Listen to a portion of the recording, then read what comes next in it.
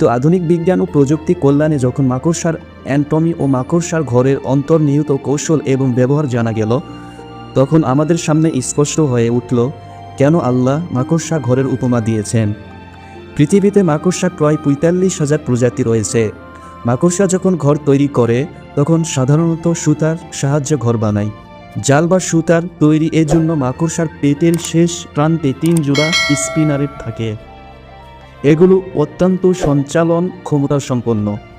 Spinning গ্রন্থি থেকে এসব স্পিনারেটের মাধ্যমে রস নিঃসৃত হয়ে সুতো তৈরি হয়। বিজ্ঞানীদের মতে মাকড়সার ঘর নির্মাণে এক ধরনের অস্থিরতা থাকে, কারণ মাকড়সার ছোট এবং ঘর খুবই সংবেদনশীল। যে কোনো আঘাত বা পরিবেশগত পরিবর্তন, যেমন বাতাসের পরিবর্তন কিংবা তাপমাত্রা বৃদ্ধি, মাকড়সার ঘরকে ভেঙে দিতে পারে। কাজেই এই উপমা দিয়ে আল্লাহ বোঝাতে চাইলেন, পার্থিব জীবনে আমরা আল্লাহর উপর ভরসা না করে যত শক্তিশালী জিনিসকে অবলম্বন করে আমরা বাঁচতে চাই না কেন, তা অনিরাপদ।